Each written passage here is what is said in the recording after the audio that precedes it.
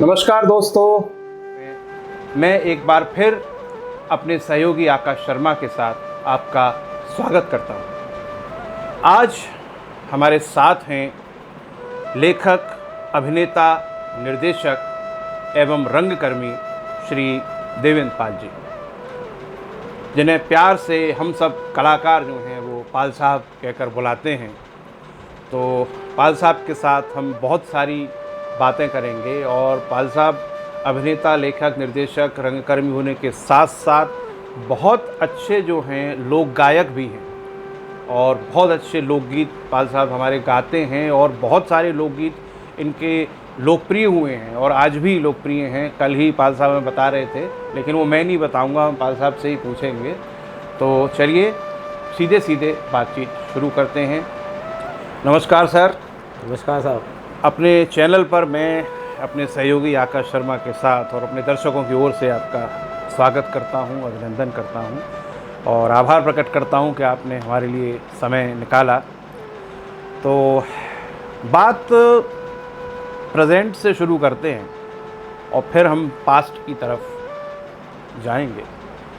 तो अभी एक नाटक आपने हाल ही में शुरू किया है जिसकी रिहर्सल आप कर रहे हैं, तो उसके बारे में थोड़ा सा बताइए कि कब उसका शो करने की आपकी प्लानिंग है और वो नाटक क्या है, क्या उसमें मैसेज है, और फिर हम थोड़ा आपके पास्ट की तरफ बात करेंगे। अभी जो हम नाटक शुरू किया है जी। वो कंजूस है नाटक। अच्छा। और काफ़ी फेमस राइटर हैं उसके जी। तो वो NSD में भी उसका शो हो चुका है और कई बड़ी बड़ी संस्थाओं में उनका शो हुआ है उसका। जी। तो हमने सोचा कि क्यों ना हम मथुरा में कोई कॉमेडी प्ले है जी। तो ये जनता को हम कॉमेडी ही देना चाहते थे, क्योंकि गंभीर वैसे ही सब लोग परेशान से रहते हैं। तो वो आपकी मास्टरी भी है कॉमेडी में। नहीं, अच्छा भी लगता है और पब्लिक भी थोड़ा इंटरेस्ट लेती है कि हमारी कॉमेडी होना चाहिए। तो उस नाटक को हम लोग कर रहे हैं और 15 से 18 के बीच में हम यहाँ शो करना चाहते हैं। 15 से 18 यानी यही जुलाई, जून में। अच्छा। 1.5 महीने में हम इस नाटक को ला रहे हैं। अच्छा। क्योंकि नए कलाकार हैं उसमें सभी लोग, एक दो को छोड़कर बाकी सब नए हैं। अच्छा। तो उन्होंने याद कर लिया है मेरे हिसाब से। अब फिनिशिंग की आवश्यकता है, वो फिनिशिंग हमारी चल रही है। जी। अच्छा सर, कल आप कुछ बता रहे थे, कल मिले थे हम आपसे कि मिठाई जो सीरियल था ZTV का, उसमें कुछ आपका सीन था जिसमें कोई लोकगीत आपने गा करके बताया था। वो मिठाई सीरियल में नहीं था। अच्छा। वो मेरे और प्रोग्राम में हुआ था। अच्छा। मिठाई सीरियल में तो मैंने एक प्री उसमें किया था, जो एडवर्टाइजमेंट निकालते हैं। अच्छा, प्रोमो में। प्रोमो में से किया था। अच्छा। वो जमुना जी का सीन थे वो जी, वो उसमें था। लेकिन मेरे और जो मैंने अन्य प्रोग्राम किए हैं, अच्छा, उनमें तो वो जो आपके गीत वाला है वो किसी और सीरियल का वो हाँ है जी, हाँ सीन। जी, वो और भी सीन। तो वो जरा बताइए, गा के बड़ा अच्छा लग रहा था। वो तो जैसे ब्रज की कहावत है। अच्छा। तो एक तो वो कहावत है, एक हमारा वैसे लोकगीत है जो हमारा काफ़ी प्रसिद्ध हुआ है। अच्छा। जब भी जहाँ भी हम लोग उसे देते हैं तो उसकी डिमांड बहुत आती है। अच्छा। क्योंकि उसमें महिला पात्र भी होती है। जी। तो ब्रज का लोकगीत है वो। हाँ। पति पत्नी का संवाद है। अच्छा। तो मैं यही, वो उसका बोल है, गुलाबो खाले लड़ुआ। अच्छा, ये बड़ा हिट रहा है ये गाना। हाँ, आपका ये बड़ा हिट है। 30 साल पहले से लेकर अब तक आज भी हिट है। बहुत ज़्यादा साहब, बहुत ज़्यादा। और आज भी लोग डिमांड करते हैं सर। और वो आपके साथ थी आपकी सुधा शर्मा जी। बहुत अच्छा गाती थी वो, बहुत अच्छा। तो वो थोड़ा गा के सुनाइए हमारे दर्शकों थोड़ा को, सुना देते हैं, तभी आनंद आएगा। डिबेट में है वैसे। मैं अपने जेंट्स वाले पति पत्नी की बात। हाँ, पति पत्नी की है कि गुलाबो खाले लड़ुआ, गुलाबो खाले लड़ुआ, रोज जलेबी मांगो करती, रोज जलेबी मांगो करती, लायो लड़ुआ, गुलाबो गुलाबो खाले लड़ुआ, गुलाबो खाले लड़ुआ, सदा बर्त ना बट गयो, ना है गयो दान, नगद रुपया लेके आयो, नगद रुपया लेके आयो, नई खुली है दुकान, नाए फोकट को लड़ुआ, नाए फोकट को लड़ुआ, गुलाबो खाए ले लड़ुआ। रोज जलेबी मांगो करती, रोज जलेबी मांगो करती, लायो लड़ुआ, गुलाबो गुलाबो खाए ले लड़ुआ, गुलाबो खाए ले लड़ुआ। क्या बात है सर।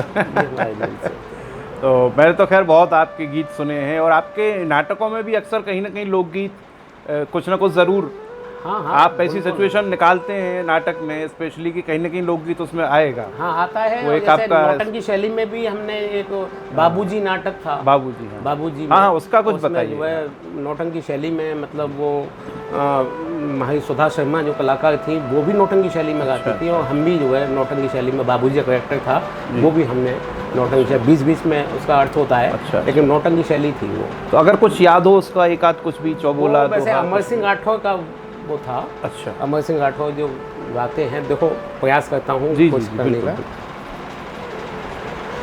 कि दोनों भाई बहन और मुझे करें मजबूर, खैर तुम्हारी ही कहन करता हूँ मंजूर।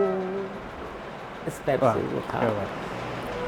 तो नौटंकी में पाल साहब ये अलग अलग शैलियाँ होती हैं गायन की, जैसे दोहा, चौबोला, बहर तवी, ये सब वैरायटी अलग अलग हैं, और अलग अलग है। कानपुरी शैली है, अच्छा। उसमें लय से मतलब होता है। और ये हाथरसी शैली हम लोग अभी मैंने जो गाया है, अच्छा। ये हाथरसी शैली है। हाथरसी शैली। हाथरसी शैली में खींच कर गाया जाता है, कानपुरी शैली में लय से गाया। तो आपके नाटकों में ये इसका नौटंकी गायन शैली का भी बहुत प्रयोग हुआ है? हाँ, प्रयोग 2-3 नाटकों में मैंने किया है और उसके अनुसार, लेकिन हमने ज़्यादातर अपने हाथरसी शैली का भी इस्तेमाल किया है। कुछ वो भी लिए हैं, जैसे बाहर के लोग करते हैं ज़्यादातर वो कानपुरी शैली का इस्तेमाल करते हैं। अच्छा, नाटकों में। तो पाल साहब आप BSNL में अधिकारी भी रहे हैं, ऑफिसर भी रहे हैं, और बहुत जिम्मेदारी की पोस्ट पर आप रहे हैं, और वो अपनी नौकरी की जिम्मेदारी निभाते हुए और फिर रंगमंच करना, नाटक करना, और मुझे पता चला है कि शुरुआत में तो आगरा में थी आपकी पोस्टिंग, और आगरा आप जाते थे अपने जॉब के लिए, और फिर वहाँ से लौट कर नाटक करते थे, रिहर्सल करते थे। तो ये दोनों चीज़ों में कैसे आप जिम्मेदारी निभा पाते थे, कैसे तालमेल बना पाते थे कि एक अधिकारी के रूप में आप BSNL में भी अपनी जिम्मेदारी निभा रहे हैं, और फिर नाटक में भी एक निर्देशक के रूप में आप जिम्मेदारी निभा रहे हैं, कैसे आप तालमेल बना पाते थे? एक्चुअली क्या था कि जब मैं 5th क्लास में था, जी, जब से मैंने इस क्षेत्र में आया हूँ। अच्छा, मैं 5th ये क्लास में? लाल स्कूल मथुरा में, जो ऋषि संतान के नाम से स्कूल था, जी, वहाँ से मैंने इस चीज़ को स्टार्ट किया है नाटक करने का। पंडित देवकीनंदन शर्मा जी थे जो लोहवन के निवासी थे। अच्छा, हम पेयर मतलब प्रार्थना गात करते थे, तो उन्होंने वो छांटते गए लड़कों को किसकी आवाज़ अच्छी है। अच्छा। उसके बाद में 6 महीने हमने कंस किले पर, जो हमारा स्कूल है जूनियर हाई स्कूल, वहाँ पर हम जब बच्चे थे, कक्षा 5th में, तो वहाँ रिहर्सल करते थे। जी। हमने वीर बालक नाटक किया, जो शिवाजी का भूमिका है, तानाजी की भूमिका मैंने अदा की अच्छा। थी उसमें। वीर बालक नाटक में तानाजी बना था मैं। जी। एक कर्ण युद्ध स्थल में पड़ा हुआ है, और कृष्ण उनकी परीक्षा लेने के लिए अर्जुन को साथ में लेकर ब्राह्मण का भेष धारण करके वो लोग परीक्षा लेने पहुंच जाते हैं युद्ध स्थल में कर्ण से। जी, तो वो कर्ण की अभिनय मैंने किया था। अच्छा, सन 72 में। अच्छा, तो 72 में जब कमलापत त्रिपाठी रेल मंत्री थे, अच्छा, तो उन्होंने उस प्रोग्राम को देखा था, अच्छा, और उसमें कर्ण की भूमिका मैंने बहुत अच्छी अदा की थी। क्योंकि जब ब्राह्मण का भेष धारण करके आते हैं, तो वो वहाँ दान मांगते हैं, और वहाँ उसके पास दान कहाँ से मिला? वो कहते भाई अब तो हम जा गए, आप तो दान भी थे इसलिए दान लेने आए। हाँ, तो वो जो उसमें सीन जो था, जो मैंने बाण पड़ा हुआ था बस के पास, बाण लेकर वो कर्ण जब जमीन पे से निकालता है पानी, अच्छा, तो उसमें एक चीज़ थी, एक डायलॉग था कि वो दांतों से सोने के थे, हाँ, तो दांत तोड़ता है वो कि तोड़ स्वर्णित जटित रतन, कुंती सुत बोला यूं कि यह लीजिए। कृष्ण भगवान एकदम नाराज हो जाते हैं कि ये गंदा तो वो क्या कहते हैं, हे दानवीर पहले ऐसे सलिल से ले स्वच्छ कीजिए या ना ही कर दीजिए, पर ये सोंडित सना हुआ स्वर्ण मत दीजिए। तब उसको आता है कि मैं यहाँ ऐसे साफ कैसे करूँ। देखो ब्राह्मण भी बनकर आए कृष्ण जी, समझ गए कर्ण की ये भगवान है, ये हमारी परीक्षा लेने आए हैं। तो उन्हें बाण लिया, बाण से नीचे ज़मीन में बाण मारा है, पानी आया है, उसको धोखा कहते हैं, लिए दीजिए। तब बड़े प्रसन्न होकर कृष्ण भगवान को गले लगा लेते हैं। तो ये हमने उस समय के वो किए थे। उसके बाद में मैं 6 तो में, इसमें ये आपने कौन सा वाला किरदार किया था इस सीन में? इसमें तो मैं कर्ण बना था, कर्ण बने? कर्ण बना था मैं। और वीर बालक एक नाटक था, उसमें वीर बालक जो थे वो शिवाजी थे, शिवाजी बने थे। और उसमें तानाजी की भूमिका में अदा की थी। ये अलग अलग हम लोगों ने किया। फिर हमने वीर रस के गीत भी गाए। जैसे कि वो था हमारा गाना 10 लोग एक तरफ 10 लोग दूसरी तरफ, विश्व प्रेम की हरगिज हम जंजीर न तोड़ेंगे, पर किसी लुटेरे पर अपनी जागीर न छोड़ेंगे, कि हम दुनिया के मीत नहीं दुनिया को दगा देंगे, और हम यारों के लिए जिगर का खून बहा देंगे, पर आंधी हो तो हम ऐसा तूफान मचा देंगे, और भारत के बलिदान गान दीवाने गा देंगे। वाह, ये इस टाइप के हमें वो गीत थे जो हमने काफ़ी सालों तक उसको गाया, 6 में 7th में 8th में। फिर हम तो आप 5th में पढ़ते थे, तब से आपकी शुरुआत हो गई, तब से इंटरेस्ट पैदा हो गया? जब से इंटरेस्ट पैदा हो गया, जब से मतलब जहाँ शाबाशी मिली हम बढ़ते गए, जहाँ हमको अप्रिशिएट किया गया कि अरे भाई तुम बहुत अच्छा कर रहे हो, तो हमारा थोड़ा बढ़ाव चलता गया। ऐसे ही फिर नेहरू युवा केंद्र में हमको एक प्रोग्राम देना पड़ा, शहर का पार्टी और गांव की पार्टी का। तो उसमें हम शहर की पार्टी में थे। अच्छा। और शहर की पार्टी में हमने वहाँ नाटक भी किया, जो हमने सीखा हुआ था वो नाटक किया। वो हवा महल उस समय आकाशवाणी में चलता था, हाँ, तो हमने हवा महल का 15 मिनट का एक नाटक, अच्छा, वो वहाँ नाटक हमने वहाँ जो हवा महल में आया था वो था। आपने मंच पर किया? हाँ, मंच पे किया। अच्छा। मंच के बाद में वो हवा महल में आया। अच्छा। तो वो पांडे जी थे पहले, उन्होंने वो जो एक्सपायर हो चुके हैं, पांडे जी। रमाशंकर पांडे। हाँ, नहीं, वो पांडे जी उनके पिताजी, क्या नाम था उनका, जो आपके स्वास्थ्य में रहे थे। अच्छा। पांडे जी जो लड़का थे वो, हाँ, अनुराग पांडे, शायद रमाशंकर पांडे ही नाम है। ना अच्छा, कुछ और है। तो पांडे जी थे, तो उन्होंने उस चीज़ को प्रमोट किया, क्योंकि वो भी वहाँ बस केंद्र में आते थे। अच्छा। तब हमारा और डेवलपमेंट होता गया, मानसिक रूप से हम जो है इस क्षेत्र में और बढ़ते गए। फिर हमारे लोकेंद्र कौशिक जी से ही मुलाकात हुई। लोकेंद्र कौशिक जी चलाते थे एक संस्था। अच्छा। एक बार उन्होंने अपनी मोनो एक्टिंग की और हमने वहाँ नाटक किया, तो वहाँ उनसे जुड़ाव हो गया। अच्छा। फिर उसके बाद में वहाँ भी नाटक किया हमने। उसके बाद में फिर हमने राष्ट्रीय थिएटर, वहाँ से हटकर राष्ट्रीय थिएटर बनाया। राष्ट्रीय थिएटर के बाद में हमने 87 में इप्टा का गठन, मतलब ली इप्टा की। अच्छा। इप्टा को लिया और इप्टा के बाद में हम लगातार अब इप्टा से काम कर रहे हैं। अच्छा। तो शुरुआत जब आप पढ़ते थे वहाँ से थोड़ी थोड़ी हुई, फिर आप रामनारायण अग्रवाल जी से मिले, हाँ, लोकेन्द्र कौशिक जी से मिले, फिर एक अलग ग्रुप आपने अभी जो नाम लिया जी वो बना, और फिर 87 में इप्टा मथुरा की जो ब्रांच थी उसके आप डायरेक्टर। अच्छा, दूसरा ये आपने कहा था कि BSNL में कैसे, मतलब हाँ, क्या हुआ? मतलब संतुलन कैसे बनाते थे? मैं जो है आगरा सर्विस करता था, डेली यहाँ से अप एंड डाउन करता था। अच्छा। मैं विजिलेंस में था आगरा में। हाँ। तो टाइम पूरा देना पड़ता था मुझे वहाँ पर। हाँ। सुबह मॉर्निंग में 5:45 वाली गाड़ी से मैं जो है जाता था सीधा। अच्छा। आगरा स्टेशन पे, मथुरा स्टेशन से सीधा आगरा, आगरा से कैंट से सीधा अपने ऑफिस में। 9:30 से मेरी क्लास लगती थी, ऑफिस लगता था। 9:30 से 6 बजे तक मैं ऑफिस में रहता था। उसके बाद में मैं ताज एक्सप्रेस गाड़ी पकड़ता था और शाम को आता था। तो सीधा यहाँ पे मेरे पास साइकिल थी, सीधा मैं जो है अपने यमुना होटल जहाँ रिहर्सल होता था वहाँ हम जाते थे। चतुर्वेदी जी का जो था। चतुर्वेदी जी का, वहाँ रिहर्सल करने के बाद में हम सीधे जो है फिर 10 बजे घर में प्रवेश लेते थे। तो ये बड़ी तो थकान नहीं होती थी आपको? इंटरेस्ट जो था एक्चुअली क्या कि मैं ये सुबह 6 बजे से रात 10 बजे तक लगातार। कुछ लोग ऐसे होते हैं कि हम जॉब कर रहे हैं, हम समय नहीं दे पाएंगे। यदि उनका इंटरेस्ट है, मैं ये बात इस बार आपके माध्यम से ये कहना चाहता हूँ कि कोई भी व्यक्ति यदि संकल्प ले ले कि मुझे ये करना है, तो कोई मतलब रोक नहीं सकता, वो अपना समय दे सकता है। मैं यहाँ ऑफिस में भी रहा, मैंने अपने ऑफिस को ऑफिस का समय दिया, अपना जो समय था वो मैंने इस नाटक में दिया। और पाल साहब इसमें एक तीसरी चीज़ और छूट गई कि परिवार, यानी आपको ऑफिस में भी समय देना, BSNL के भी काम, आपको नाटक से जुड़ी गतिविधियां भी करनी, और साथ ही साथ परिवार की भी सारी व्यवस्थाएं, सारी चीज़ें। बिल्कुल, देखो तो तीनों में संतुलन बनाना। जब मैं स्टूडेंट था जी, तो मेरे माता पिता बहुत गालियाँ मुझे देते थे, बहुत डांटते थे, जो अक्सर हर कलाकार के साथ में होता है। बड़ी मैंने सुनता था, लेकिन जब मैंने जॉब पकड़ा और जॉब के बाद में मैं मतलब रात को 10 बजे भी आ रहा हूँ, तब भी मुझे काफ़ी सुनना पड़ता था। अच्छा। क्योंकि माँ बाप नहीं चाहते कि इतना सुबह शाम तक आदमी कितना व्यस्त रहता है, लेकिन वो थोड़ा संतुष्टि ये थी कि यार नौकरी तो कर रहे हैं, अपना ही तो समय निकाल रहा है। तो जब मैं थोड़ा मुझे राहत मिली और मेरे भाइयों का मतलब सपोर्ट रहा, मेरी माँ भी सपोर्ट देती थी, लेकिन वो माँ ही तो मेरी भाभी जी नहीं झगड़ा करती थी शादी के वो बाद? शादी मेरी बाद में काफ़ी बाद में हुई, जब मैं काफ़ी कुछ कर चुका था। 91 में मेरी शादी हुई। अच्छा। 91 में शादी हुई तो उनको पहले से मालूम था कि मैं नाटक करता हूँ, बाकी मैं कुछ नहीं करता, मतलब और कोई गलत गतिविधियाँ नहीं है, मेरी नाटक से संबंधित है, ये उनको पहले से तो पता था। जॉब आपका शादी से पहले लगा या बाद में? मैं 83 दिसंबर 83 में मैं जॉब में आ गया। 83 में आप जॉब में आए, 87 में एप्टा के आप नहीं 87 में, हाँ 87 में एप्टा के डायरेक्टर हुए आप, और 91 में शादी हुई। मेरी शादी हुई। अच्छा, तो शादी के समय मतलब करीब 10 साल आप जॉब कर चुके थे, 7-8 साल।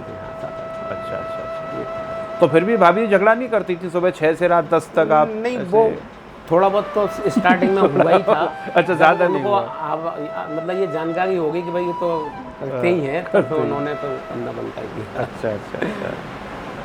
तो पाल साहब, ये जैसे इप्टा 87 में आपने ज्वाइन किया जी, और तो योगेश जी तभी से इप्टा के अध्यक्ष हैं 87 से? नहीं, और आप अध्यक्ष तो वो कमर गई कुरैशी थे। अच्छा। और हमारे 1-2 लोग और भी रहे हैं। अच्छा। इसमें ये तो अभी मतलब 5-6 साल से हमारी संस्था में अध्यक्षता है। अच्छा, तो इप्टा के डायरेक्टर आप 87 से ही या? मैंने यही काम किया 87 से? क्योंकि मैं अच्छा।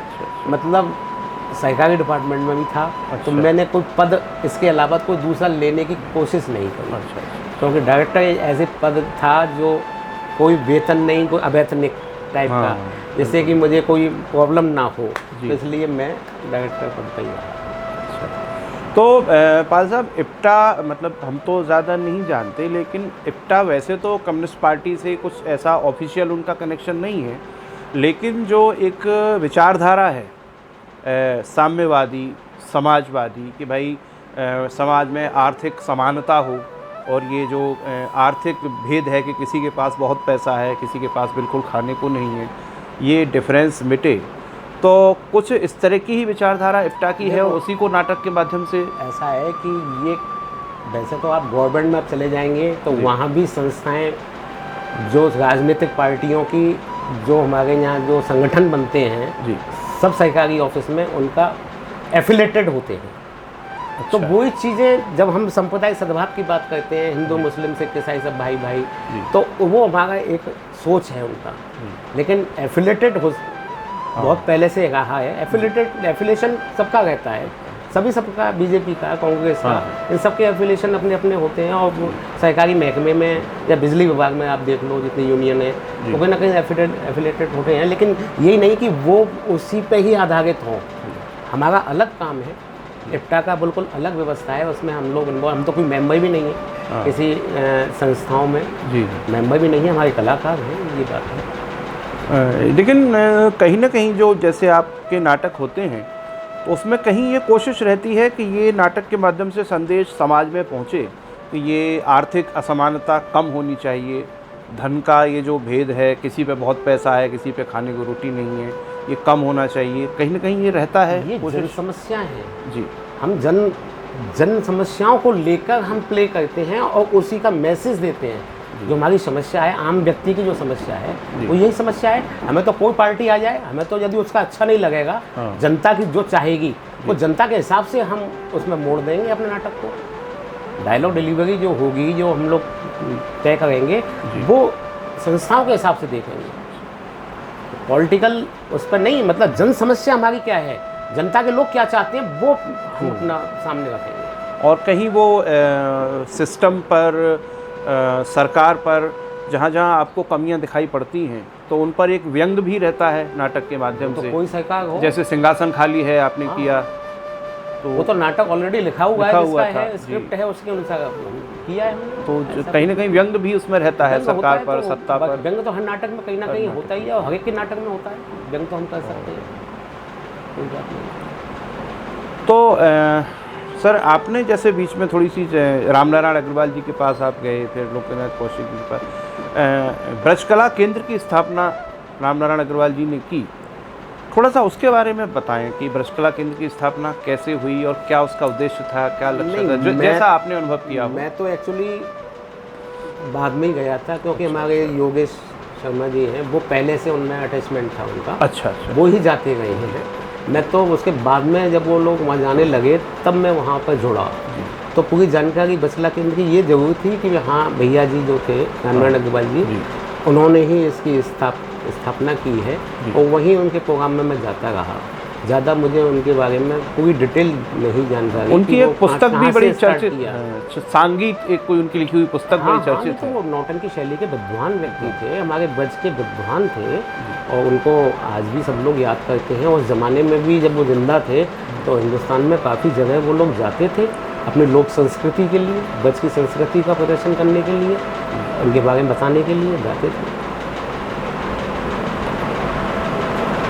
तो अब सर थोड़ा सा वैसे तो बात आपसे जुड़ी ही है, नाटक से जुड़ी, लेकिन थोड़ी सी अलग भी है कि नाटक में एक बहुत बड़ी शक्ति होती है समाज को बदलने की। मेरा कुछ ऐसा वो नहीं है किसी को क्रिटिसाइज करना उद्देश्य, लेकिन सफदर हाशमी पर मेरा एक ध्यान जाता है एक ख़ास वजह से कि वो एक अलग विषय है कि सफदर आदमी को नुक्कड़ नाटक करते समय उनको मारा गया।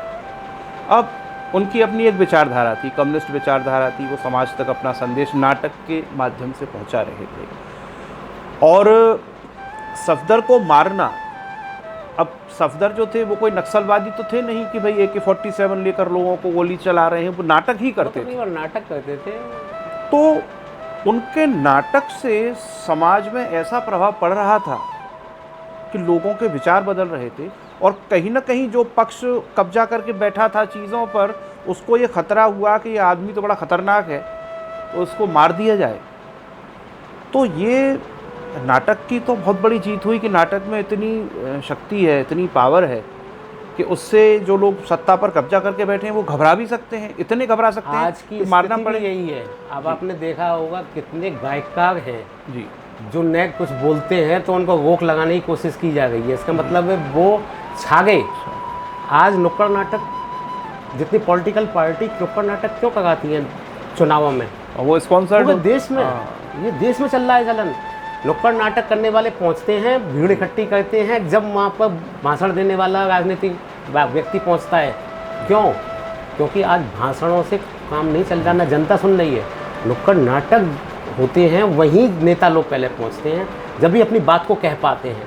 तो नुक्कड़ नाटक बहुत ज़्यादा इम्प्रेसिव होता है जनता के बीच में, एक सशक्त माध्यम है। आप जो भी समस्या है नुक्कड़ नाटक के माध्यम से अपनी बात को कह सकते हैं, चाहे प्रशासन हो, शासन हो, कोई भी आपके खिलाफ हो, सड़क, बिजली, पानी, जो जन समस्या हैं उनकी बात आप नुक्कड़ नाटक के माध्यम से कर सकते हो। बहुत ज़्यादा।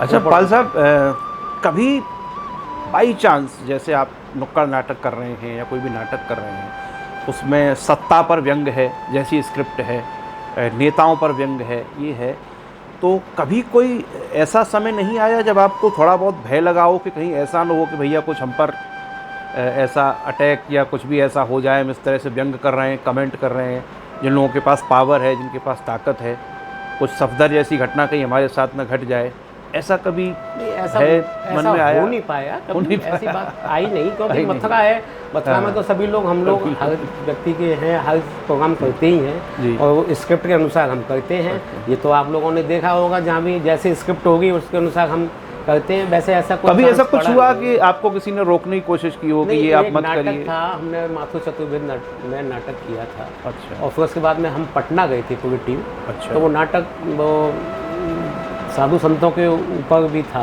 अच्छा उसमें कुछ रोक टोक लगाई गई थी। अच्छा। लेकिन वो बाद में सॉल्व हो गया, जब अखबारबाजी हो गई तो मामला सॉल्व हो गया। जिन्होंने कंप्लेंट की वो विधायक थे, वो उन्होंने बात अपनी पूरी कर लीजिए कि भैया तुम मेरे पास लिख के साइन करने के लिए आए थे, तुम्हारी साइन कर देता हूँ। तो ऐसा मैटर था, वो कोई खास नहीं है।